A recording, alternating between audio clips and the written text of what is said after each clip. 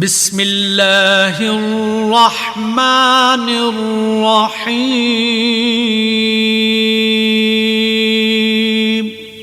اللہ وہ ہے جس کے سوا کوئی معبود نہیں، جو سدا زندہ ہے، جو پوری کائنات سنبھالے ہوئے ہے، جس کو نہ کبھی اونگ لگتی ہے نہ نیند۔ آسمانوں میں جو کچھ ہے وہ بھی اور زمین میں جو کچھ ہے وہ بھی سب اسی کا ہے۔ کون ہے جو اس کے حضور اس کی اجازت کے بغیر کسی کی سفارش کر سکے؟ وہ سارے بندوں کے تمام آگے پیچھے کے حالات کو خوب جانتا ہے، اور وہ لوگ اس کے علم کی کوئی بات اپنے علم کے دائرے میں نہیں لا سکتے سوائے اس بات کے جسے وہ خود چاہے۔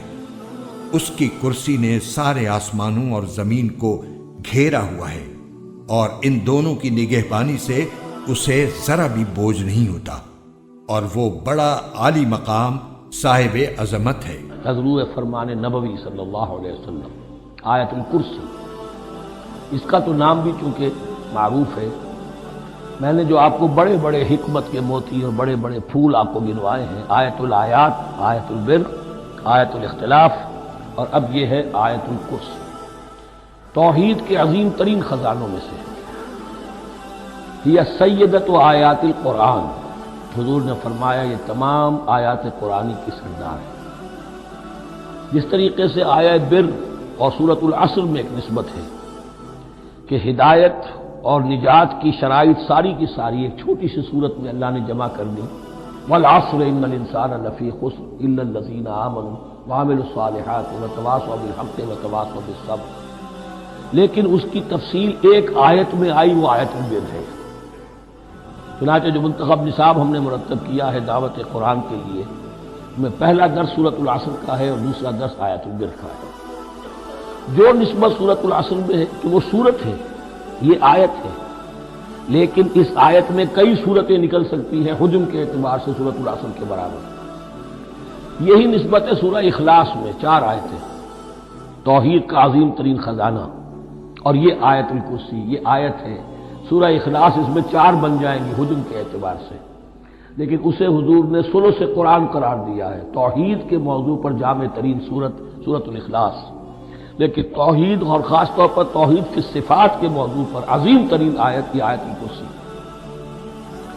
اللہ لا الہ الا ہو، اللہ وہ معبود برحق ہے جس کے سوا کوئی الہ نہیں، بڑا کیٹیگوریکل۔ الحی القیوم، وہ زندہ ہے از خود اور باخود، اس کی زندگی مستعار نہیں ہے۔ وہ جو کہا ہے کہ مانگ کے لائے تھے 4 دن، 2 آرزو میں کٹ گئے 2 انتظار میں، عمر دراز مانگ کے لائے تھے۔ اللہ کی زندگی ہے، اس کی از خود زندگی کسی کی دی ہوئی نہیں، اور اس زندگی میں کوئی ضعف نہیں، کوئی کمزوری نہیں، کوئی احتیاج نہیں، آگے آ جائے گا، نہ اسے نیند آتی ہے نہ اونگ آتی ہے۔ قیوم، خود اپنی جگہ وہ زندہ جاوید ہستی ہے، اور باقی ہر شے کا وجود اس کے حکم سے قائم ہے، کوئی شے قائم نہیں ہے بغیر اس کے اذن کے۔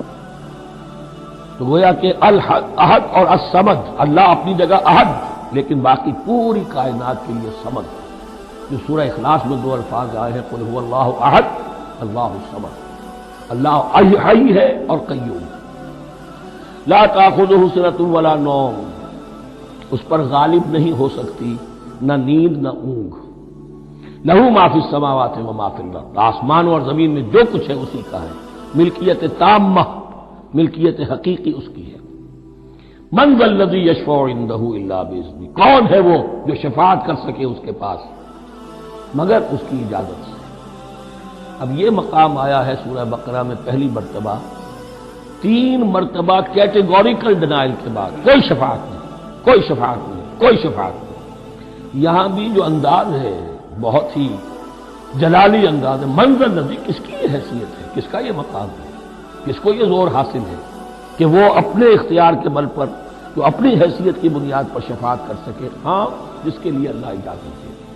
استثناء کے ساتھ شفاعت کا یہاں پر پہلی مرتبہ آیا، ورنہ سورہ بقرہ کے 6 رکوع کی دوسری آیت، واتقوا یوما لا تجزی نفس عن نفس شیئا ولا یقبل منها شفاعۃ ولا یؤخذ منها عدل ولا هم ينصرون، 15वें रुकू की दूसरी आयत, वत्तकू यौमन ला तज्ज़ी नफ्सुन अन नफ्सिन शैअन वला युक़बलु मिन्हा अदलुन वला तनफ़उहा शफ़ाअतुन वला हुम युनसरून। और अब इससे पहले की आयत में आ चुका है वला शफ़ा, कोई शफाअत मुफीद नहीं होगी। लेकिन ये उसमें एक इस्तिस्ना है। अब ये ज़रा बारीक मसला है कि शफाअत हक़्क़ा क्या है, शफाअत बातिला क्या है। तो दौरे तर्जुमा कुरान में इतनी तफासील के साथ बहस नहीं की जा सकती, वो एक अलहदा मौजू है। हाल ही मैंने इस पर अपने दर्स रिकॉर्ड करा दिए हैं। यालमु मा बैना अयदीहिम व मा खल्फहुम, वो जानता है जो कुछ उनके सामने और जो उसको पीछे है। आमतौर पर दुनिया में हम सिफारिश करते हैं तो कहते हैं कि भाई मैं जानता हूं इस शख्स को बेहतर। असल में जैसा कुछ ये नजर आता है वैसा नहीं है, या जैसा कुछ फैक्ट्स ऑन द फाइल आ गए हैं वो बड़े ही डिसीविंग है, असल हकायक कुछ और है इस केस के, वो मैं आपको बताता हूं। ये बात अल्लाह के सामने कौन कह सकता है, जबकि अल्लाह तो जानता है जो कुछ उनके सामने और जो कुछ उनके पीछे है। और उनका हाल यह वला युहीतून बिशैइन मिन इल्मिही इल्ला बिमा शाअ, और वो इहाता कर ही नहीं सकते अल्लाह के इल्म से किसी शय का सिवाय उसके जो अल्लाह चाहे। बाकी हर एक के पास इल्म जो है अल्लाह का अताई इल्म है, दिया हुआ इल्म है, महदूद इल्म है। बड़े से बड़ा रसूल हो, बड़े से बड़ा वली हो, बड़े से बड़ा फरिश्ता हो। ला इल्म लना इल्ला मा अल्लमतना, हम पढ़ाए चौथे रुकू में। तो कौन कह सकता है मन ज़ल्लज़ी यशफ़उ इंदहु इल्ला बिइज़्निही यअलमु मा बैना अयदीहिम व मा खल्फ़हुम वला युहीतून बिशैइन मिन इल्मिही इल्ला बिमा शाअ वसिअ कुर्सिय्युहु समावाति वल अर्द।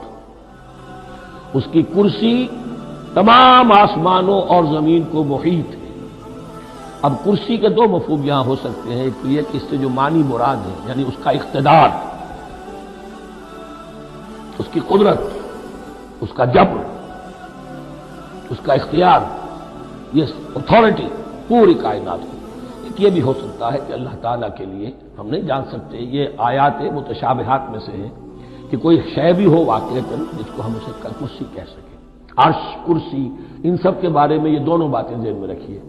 ये भी हो सकता है कि उनकी कोई मुजस्सम हकीकत हो जो हमारे जहन से, हमारे तख़य्युल से मावरा है। और यह भी हो सकता है इससे इस्तिआरा मुराद है, उसका इख्तिदार और इख्तियार आसमानों और ज़मीन पर छाया हुआ है।